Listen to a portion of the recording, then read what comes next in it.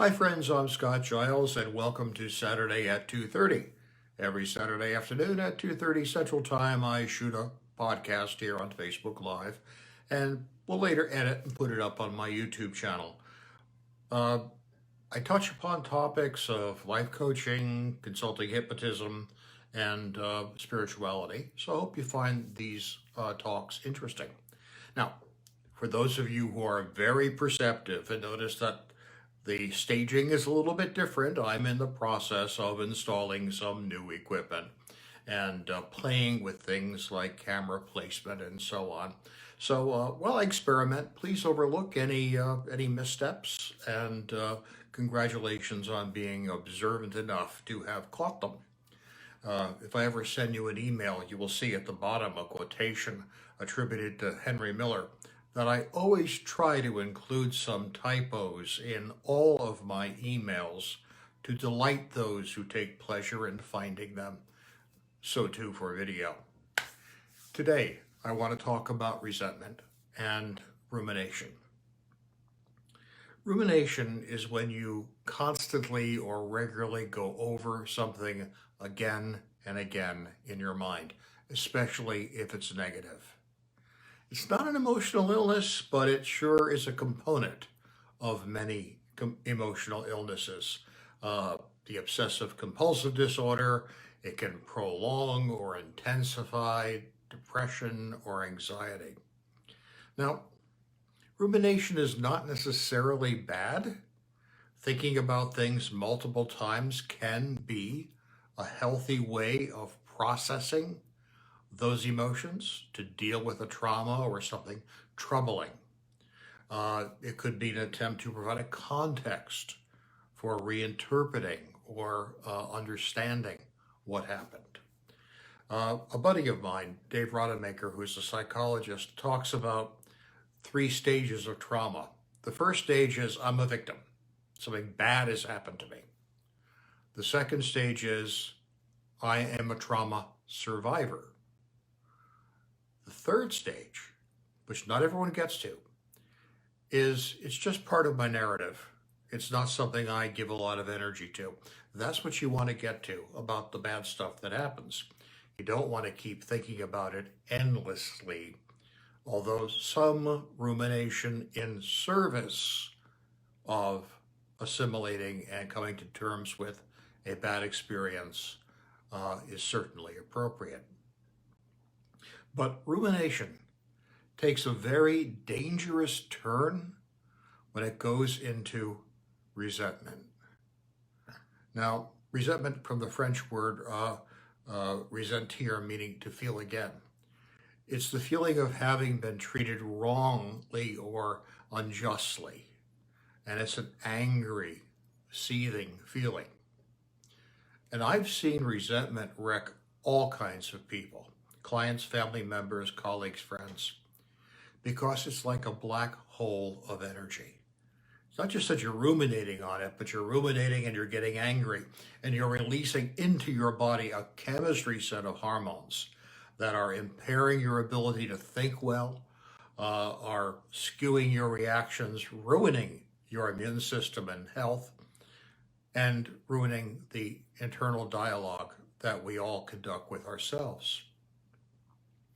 If you took that energy and instead applied it to self-improvement, you'd be way ahead of the game. Probably the philosopher who did the most work about resentment is Friedrich Nietzsche, who died in 1900. A great but somewhat controversial philosopher. Now, he talked about resentment. He used the French word, but resentment.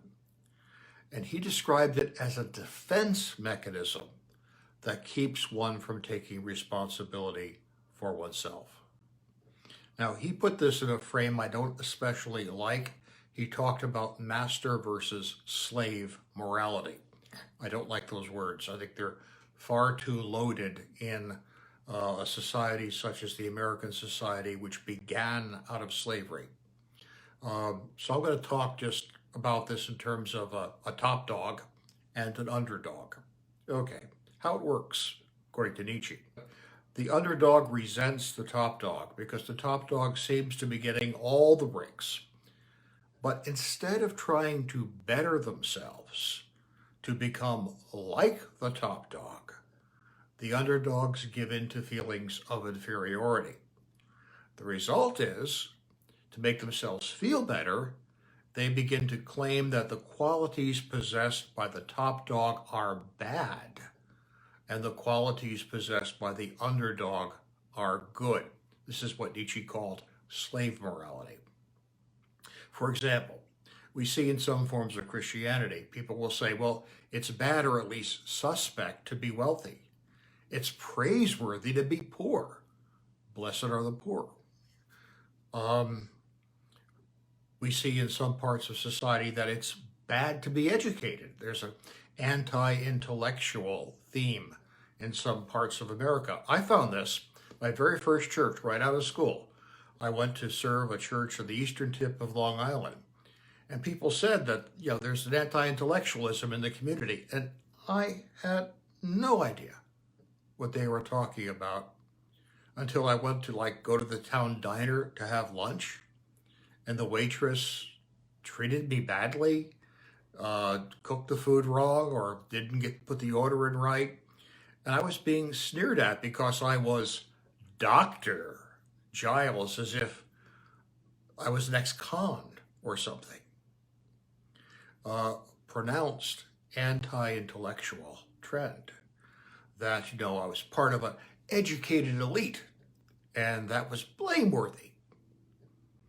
So that sort of thing can get going, where people will say that, we shouldn't have a meritocracy, where people can earn their way up on the ladder because that might make some people feel bad. And everyone should be treated the same regardless of their ability. Now that's the thing that Nietzsche was talking about. And he would go on to claim that not just was it wrong, it was an actual threat to the evolution of a species. Everyone, he argued, should try to rise. If you think someone is better than you, the response, according to Nietzsche, is you should try to make yourself better. The problem with this is that the playing field is not level. Some people have an incredible advantage right out of the starting gate. If the top schools primarily admit only the children of the wealthy, other people, no matter how bright they are not going to have the same kind of head start that those kids have. In fact, they may get benefits and breaks they don't really deserve. So where I come down on this whole thing about rumination, resentment. First, watch your tendency to ruminate, to go over and over and over things in your head. If it's an attempt to process what happened to you as a step toward coming to terms with it, great, that's fine. But be very careful. It doesn't become a ladder to an angry feeling of resentment. If you feel resentment, this is the second point, I recommend you accept the motivational challenge. Life is unfair. One of the keys to avoiding resentment is just to accept that fact instead of raging against it. It makes no sense for me to rage against the unfairness of life any more than it makes sense for me to rage against the fact that it's cold in January in Chicagoland or that the sky is blue. That's just the way things are. However, the fact that things are not fair does not mean you can't get ahead. You just have to be smart. When I was at that church on Long Island, one of the rentals was we had a bridge club, and they would hold tournament bridge in the church building periodically. It was fascinating to watch.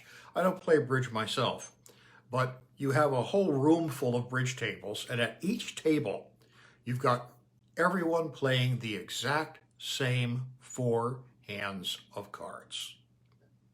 At the end of the round, you'll find some people who were saying, that was the best hand of cards I ever had. I couldn't make a mistake if I tried. Other people would say it was the absolute worst card I ever got. Hand of cards I ever got. I couldn't do a thing with it.